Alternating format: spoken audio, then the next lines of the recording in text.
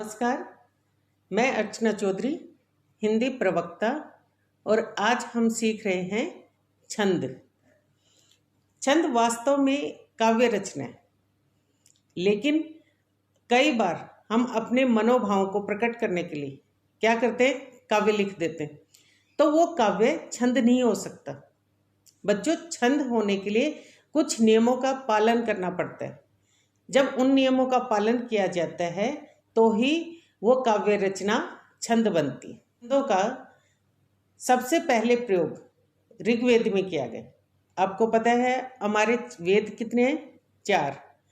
और उनमें सबसे पहला वेद है ऋग्वेद, जहाँ छंदों का प्रयोग मिलता है आपको।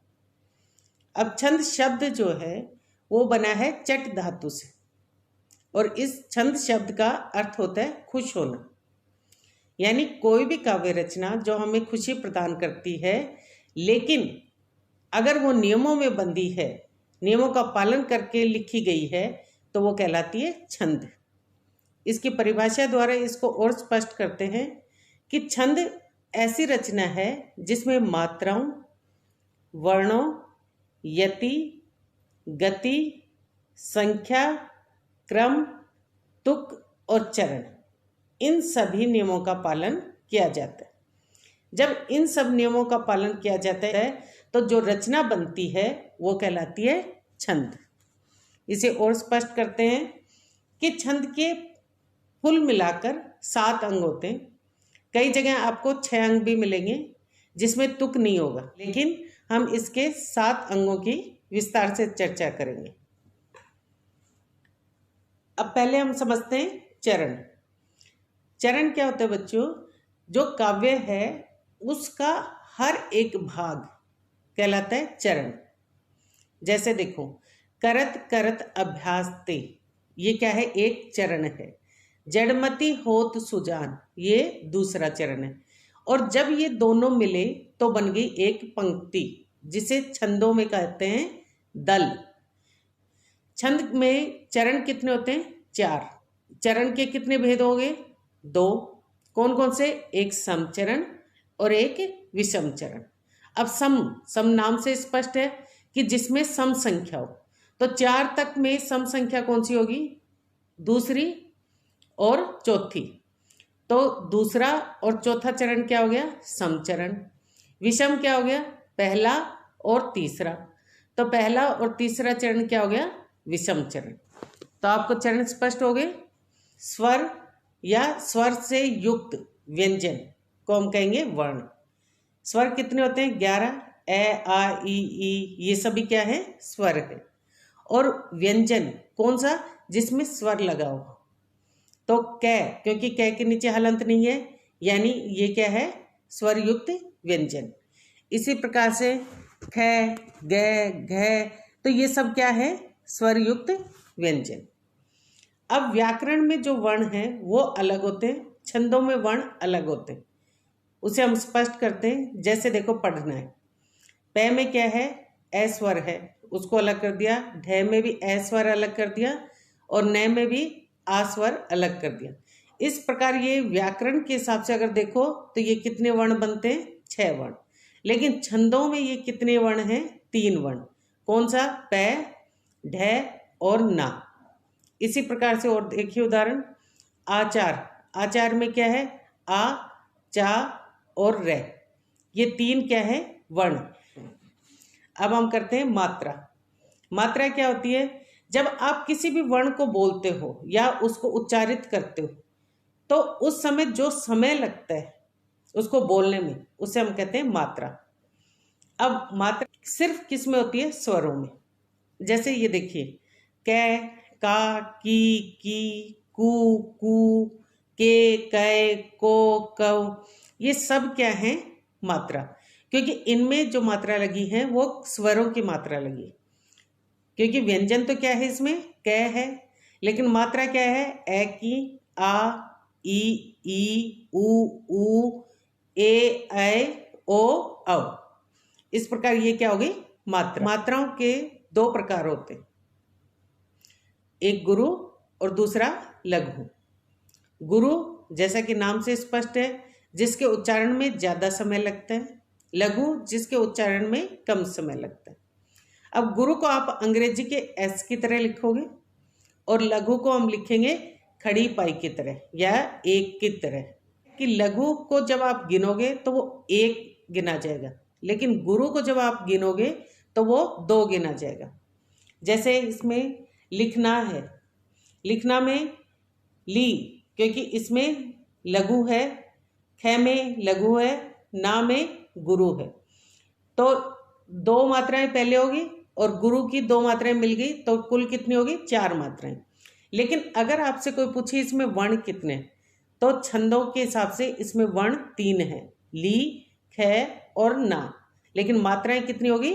4। मात्राएं जो होती हैं वो स्वरों में होती हैं, तो स्वर कितने होते हैं? स्वर होते हैं बच्चों 3, ह्रस्व, दीर्घ और प्लुत।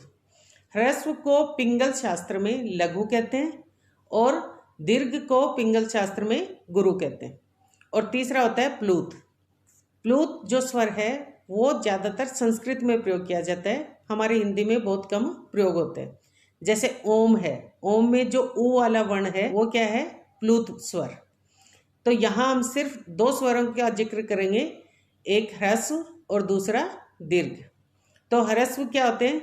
जिन वर्णों के उच्चारण में कम समय लगता है वो होते हैं ह्रस्व, और जिन वर्णों के उच्चारण में ह्रस्व से दुगना समय लगता है वो कहलाता है दीर्घ। अब ह्रस्व कितने होते हैं संख्या में? 4। कौन कौन से? ए, लघु ई, लघु ऊ और री। और जब आप इनको लिखोगे तो ये कैसे लिखे जाएंगे? खड़ी पाई के समान। और जब आप इनको गिनोगे तो ये गिने जाएंगे 1। लेकिन जो गुरु है वो कितने होते हैं संख्या में? 7। कौन कौन से? आ, दीर्घ ई, दीर्घ ऊ, ए, आए, ओ, औ। और जब आप इनको निशान लगाओगे या चिन्ह लगाओगे तो वो अंग्रेजी के एस की तरह लिखा जाएगा, और जब आप इसको गिनोगे तो गिनती में ये गिने जाएंगे 2। इस प्रकार आपको ह्रस्व और दीर्घ का पता चल गया। बच्चों संख्या और क्रम क्या होते हैं कि जब छंद पढ़ते हो आप तो उसके छंद में कितने वर्ण होंगे और कितनी मात्राएं होंगी ये पहले से ही निश्चित कर दिया जाता है। जैसे आपको पता है चौपाई छंद है, चौपाई छंद में कितनी मात्राएं होती हैं? 16 मात्राएं।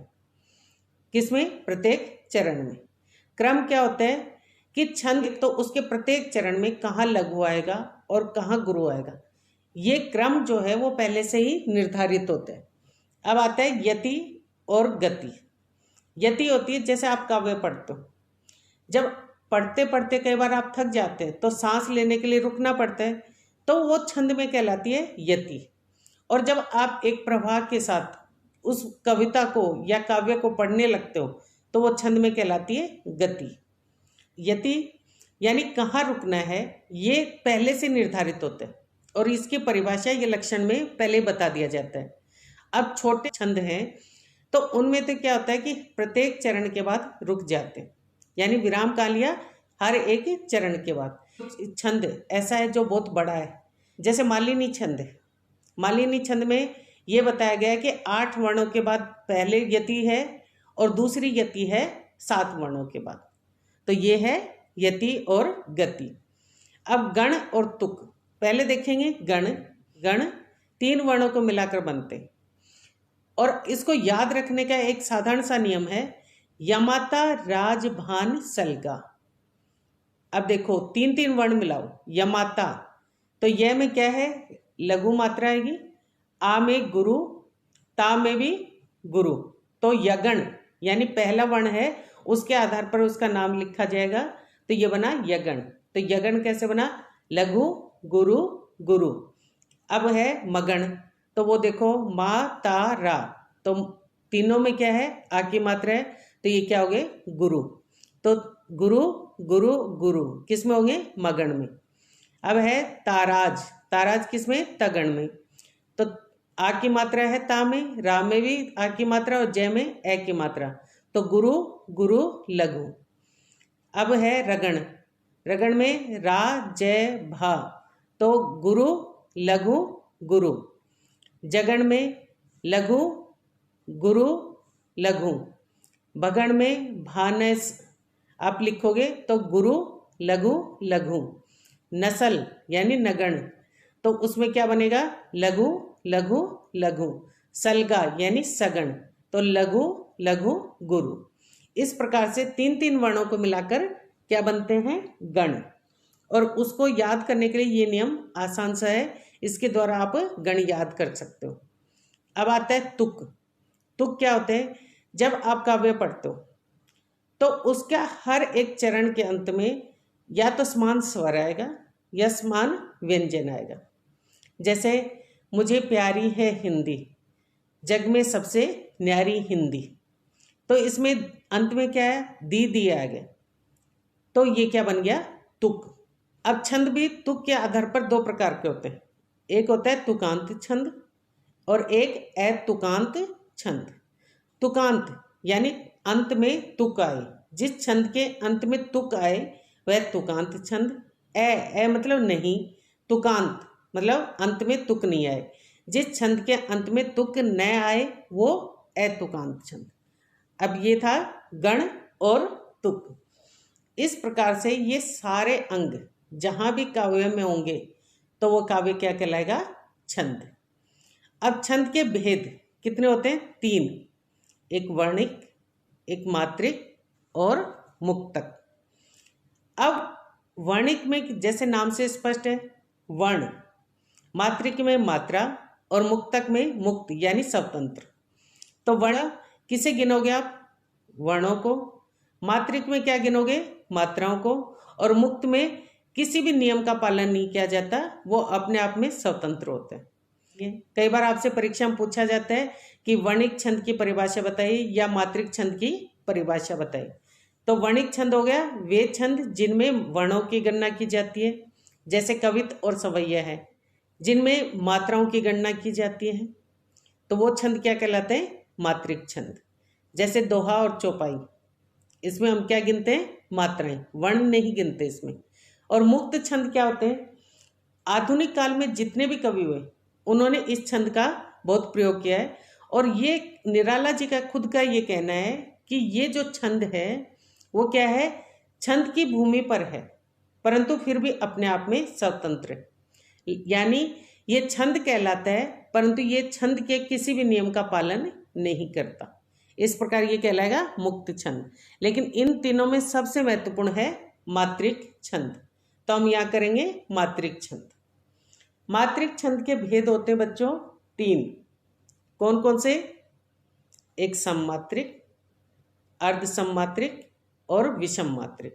जैसा कि नाम से स्पष्ट है कि सम समान, मात्रिक मतलब मात्राएं, जिसके सभी चरणों में समान मात्राएं, वो कहलाएगा सममात्रिक।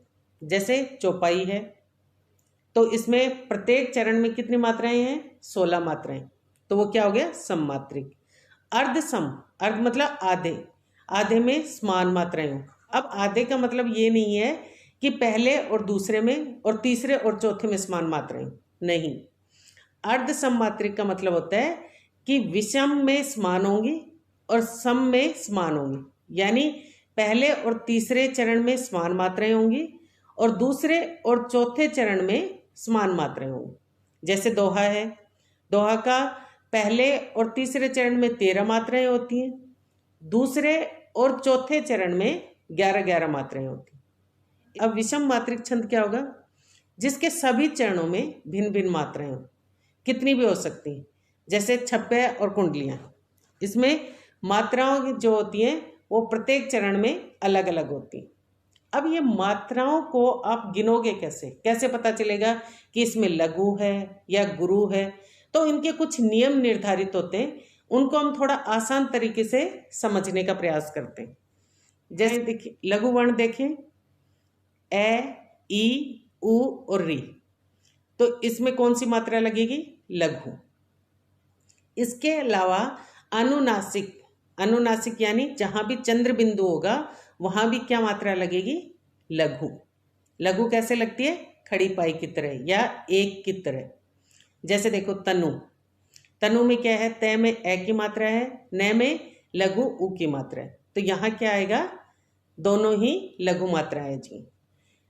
लेकिन आपको एक चीज ध्यान रखना है कि कि अनुनासिक अगर लघु पर है तो वहाँ लघु मात्रा आएगी, लेकिन अनुनासिक अगर दीर्घ वर्ण पर है गुरु मात्रा आएगी उसमें। जैसे पाँव, पाँव में पा है, पा में क्या हो गया, दीर्घ हो गया, तो उस पर चंद्र बिंदु आ गए यानी अनुनासिक आ गया, तो उसमें क्या हो गया, गुरु हो गया।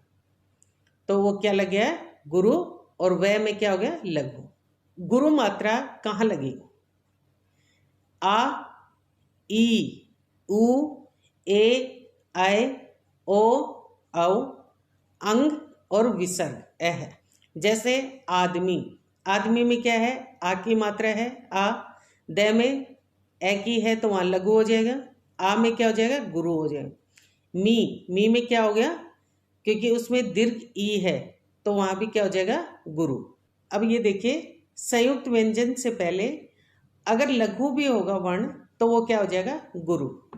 संयुक्त व्यंजन क्या होता है, संयुक्त व्यंजन में बच्चों पहला जो वर्ण होगा वो क्या होगा, स्वर रहित होगा, और दूसरा जो व्यंजन होगा वो क्या होगा, स्वर सहित होगा। अब इसमें देखो सत्य, सत्य में तय और यह, ये क्या है, संयुक्त व्यंजन।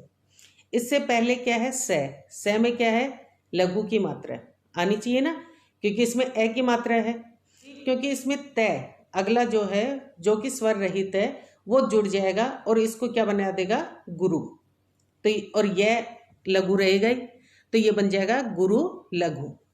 इसी प्रकार से कक्ष, तो ये बन गया गुरु और लघु। चौथा नियम देखिए, संयुक्त अक्षर है यानी संयुक्त कोई भी वर्ण है तो उसमें अगर ह्रस्व की मात्रा होगी तो वो लघु होगा, और अगर दीर्घ की मात्रा होगी तो वो दीर्घ होगा यानी गुरु बन जाएगा। जैसे कृपण है तो कै स्वर रहित है और री है, तो इस प्रकार ये क्या बन गया, संयुक्त व्यंजन। लेकिन री में क्या है, ह्रस्व की मात्रा है, तो ये क्या बनेगा, लघु। तो ये क्या बन गया, क्री का बन गया लघु, पै का लघु और णय का भी लघु, तीनों लघु हो गए। लेकिन त्याग में देखो क्या है, संयुक्त अक्षर, क्योंकि तय पहले आ गया स्वर रहित और उसके बाद आ गया या, इसमें क्या है, दीर्घ की मात्रा है, किसमें, या में, तो ये क्या बन गया, दीर्घ। और गय हो गया, उसमें क्या आ गया, क्योंकि उसमें ए की मात्रा है तो वो हो गया लघु। अब पांचवा नियम देखिए, हलंत से पहले का वर्ण अगर लघु हो तो भी वो क्या हो जाएगा, गुरु। इसमें राजन में जय लघु है, लेकिन जब उसमें न जुड़ जाएगा तो वो क्या बन जाएगा, गुरु। इस प्रकार आप ये मात्राओं के नियम अच्छे से याद कर लीजिए ताकि आपको छंदों को समझने में किसी भी प्रकार की परेशानी न हो। अब हम करेंगे दोहा मात्रिक छंद और चौपाई मात्रिक छंद। दोहा जो है बच्चों ये मात्रिक छंद है। मात्रिक छंद क्या होते हैं, जिसमें मात्राओं की गणना की जाती है। पहले इसका लक्षण देखते हैं। विषम चरण 13 कला। विषम कौन से होते हैं, पहला और तीसरा, यानी पहले और तीसरे चरण में 13 मात्राएं होंगी। सम 11, सम यानी दूसरा और चौथे चरण में 11 मात्राएं होंगी। प्रथम तृतीय वर्जित जगन, पहले और तीसरे में वर्जित मतलब नहीं आएगा क्या, जगन। लघु, गुरु और लघु नहीं आने चाहिए, कहाँ, पहले और तीसरे चरण में, तो वो क्या कहलाएगा, दोहा छंद। अगर आपके परीक्षा में आ जाता है कि परिभाषा लिखें या लक्षण लिखें, तो बच्चों जो परिभाषा है वही इसका लक्षण है। तो आप इसमें परिभाषा और लक्षण में जो मैं अभी समझा रही हूँ वो लिखोगे आप। दोहा क्या है, मात्रिक अर्ध सम छंद। मात्रिक क्या है कि इसमें मात्राएं गिनी जाती हैं। अर्धसम, अर्धसम क्या होता है, जिसके पहले और तीसरे में समान मात्राएं होती हैं, दूसरे और चौथे में समान मात्राएं होती हैं। इसमें कुल कितने चरण होते हैं, 4। तो पहले और तीसरे चरण में कितनी मात्राएं होंगी, 13, और दूसरे और चौथे में कितनी होंगी, 11 मात्राएं। तो आप एक पंक्ति में गिनोगे तो 13 और 11 मिलकर बन गई 24 मात्राएं। इसकी प्रत्येक पंक्ति के अंत में लघु आना जरूरी है। इसको उदाहरण द्वारा और स्पष्ट करते हैं। रहीमन पानी राखी, बिन पानी सब सून, पानी गए न उबरे, मोती मानुष चून। अब ये रहीम जी का एक प्रसिद्ध दोहा है और इसमें दोहा के जो नियम हैं उनका बहुत अच्छे से पालन किया हुआ है, इसलिए क्या है, दोहा छंद है। मात्रा लगाकर हम इसे और स्पष्ट करते हैं। रहीमन में ए की मात्रा है तो लघु, ही में लघु ई की मात्रा है लघु, मैं में ए की मात्रा है तो लघु, न में लघु क्योंकि ए की मात्रा है, पा में आ की मात्रा है तो गुरु, और नी में क्योंकि दीर्घ ई है तो गुरु, रा में आ की मात्रा है तो गुरु, खी में लघु ई की मात्रा है तो लघु, और ये में ए की मात्रा है तो ए की मात्रा आती है तो वहाँ होता है गुरु। अब इन मात्राओं को गिनो। अब जो एस की तरह है वो गिने जाएंगे 2, और जो एक यानी खड़ी पाई की तरह है वो गिने जाएंगे 1। तो 1 2 3 4 5 6 7 8 9 10 11 12 13, तो ये कुल कितनी मात्राएं होगी, 13। यानी दोहा के प्रथम चरण में कितनी मात्राएं होती हैं, 13 मात्राएं। बिन पानी सब सून, बी में ई की मात्रा लघु, न लघु, पा नी, इसमें दोनों में आ और दीर्घ ई की मात्रा है तो दोनों गुरु, सब में ए की मात्रा है तो दोनों में से और बै का दोनों लघु हो जाएगा। सून में क्योंकि ऊ दीर्घ है तो वो क्या हो जाएगा, गुरु, और न में ए की मात्रा है वो हो जाएगा लघु। अब इनको गिनोगे 1 2 2 4 2 6 7 8 9 10 11, तो दूसरे चरण में कितनी मात्राएं होगी, 11 मात्राएं। पानी गए न उबरे, पानी में क्या हो गया, दोनों दीर्घ, गए में क्या हो गया, लघु, और ए की मात्रा आ गई तो गुरु, न में ए की मात्रा लघु, उबरे, उबरे में क्योंकि दीर्घ ऊ है तो वो गुरु हो जाएगा, बै में ए की मात्रा है लघु, और रे में आई की मात्रा है तो वो गुरु। अब इसको गिनो, कुल कितनी मात्रा होगी, 13। तो ये क्या हो गया, पहला और तीसरे चरण में 13 मात्राएं हो। अब चौथा चरण और देखिए, मोती मानुष चून, कुल कितनी मात्राएं होगी, 11। तो आपने देखा पहले और तीसरे चरण में 13 मात्राएं, दूसरे और चौथे चरण में 11 मात्राएं। जब पहला और दूसरा चरण मिलाओगे तो एक पंक्ति में बन गई 24 मात्राएं। अब पंक्ति के अंत में देखो, सून और चून में दोनों में अंत में क्या है, न आया है तो ए की मात्रा है तो वहां क्या है, लघु है, तो पंक्ति के अंत में लघु भी आ गया। कि जगण नहीं है, कहाँ, पहले और तृतीय चरण में। जगण क्या होता है, लघु, गुरु और लघु। इस प्रकार ये क्या हो गया, दोहा मात्रिक छंद। एक और उदाहरण द्वारा इसे स्पष्ट करते हैं। कारज धीरे होत है, काहे होत अधीर, समय पाए तरवर फरे, केतक सींचो नीर। कारज में गुरु लघु लघु, धीरे में गुरु गुरु, होत में गुरु लघु, है में आई की मात्रा आ गई तो गुरु। इस प्रकार बनी 13 मात्राएं। काहे होत अधीर, काहे में गुरु गुरु, होत में गुरु लघु, अधीर में लघु गुरु लघु, तो ये कुल कितनी मात्राएं होगी, 11 मात्राएं। समय पाए तरवर फरे, तो समय में लघु लघु लघु, पाए में गुरु लघु, तरवर में क्योंकि रे में ऊ है, ऊ कौन सा, लघु, तो तरवर में लघु लघु लघु लघु, 4 लघु आ जाएंगे। फरे में क्या है, फे में ए की मात्रा है तो लघु, और रे में आई की मात्रा है तो गुरु। इस प्रकार गिनोगे तो ये बनेंगी 13 मात्राएं। केतक सींचो नीर, केतक में ए की मात्रा है तो गुरु लघु लघु, सींचो में अनुस्वार आ गया इसलिए ये गुरु बन गया। चो में औ की मात्रा है तो वो गुरु हो गया। नीर में ई की दीर्घ ई की मात्रा है तो गुरु, और रे में लघु। इस प्रकार जब आप गिनोगे तो 11 मात्राएं होगी। तो पहले और तीसरे में 13 मात्राएं, दूसरे और चौथे में 11 मात्राएं, तो प्रत्येक पंक्ति में 24 मात्राएं।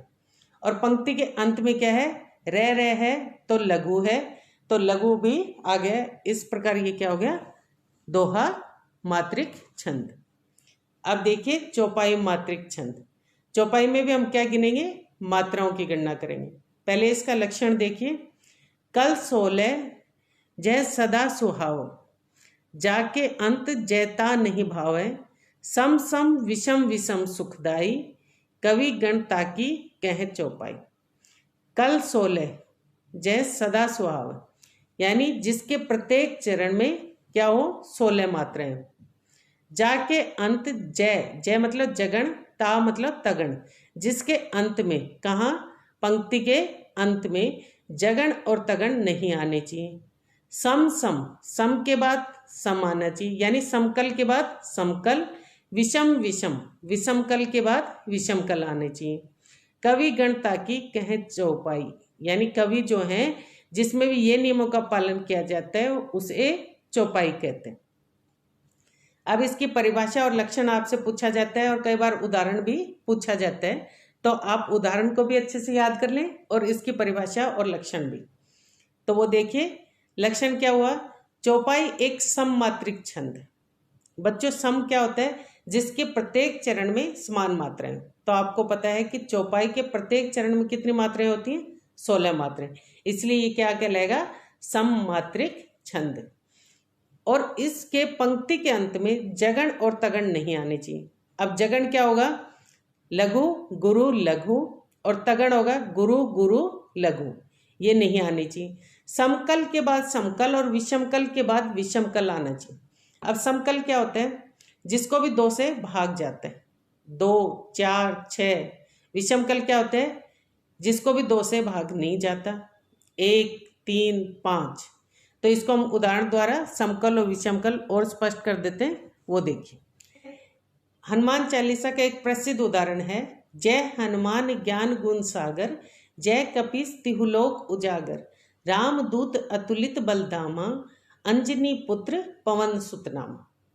अब आप देख रहे हो कि इसके प्रत्येक चरण में क्या है, 16-16 मात्राएं। अब ये मात्राएं किस प्रकार लगी हम उसे देखते हैं। जय में दोनों में ए की मात्रा है तो दोनों लघु हो जाएंगे।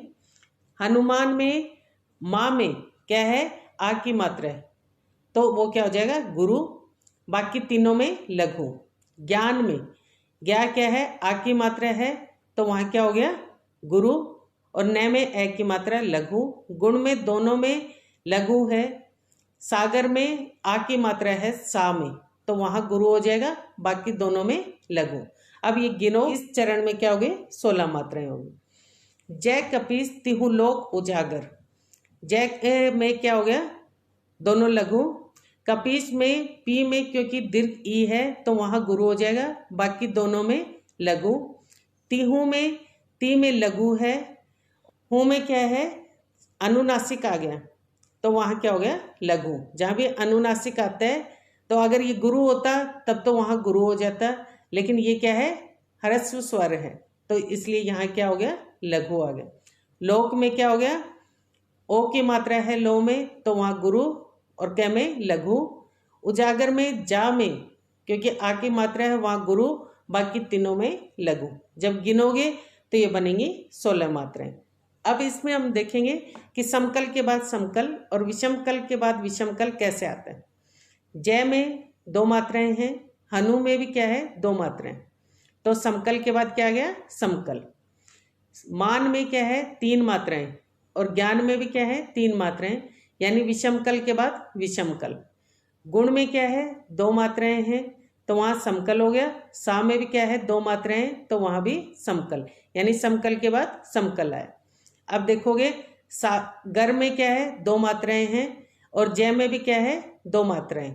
इस प्रकार समकल के बाद समकल। कपी में क्या है, 3 मात्राएं हैं, और स तिहु में भी क्या है, 3 मात्राएं, तो 3 के बाद 3 आ गया तो ये क्या हो गया, विषमकल के बाद विषमकल। लोक में और उजा में 3-3 मात्राएं हैं तो विषमकल के बाद विषमकल। इस प्रकार आपको पता चल गया कि समकल के बाद समकल और विषमकल के बाद विषमकल किस प्रकार से आते हैं।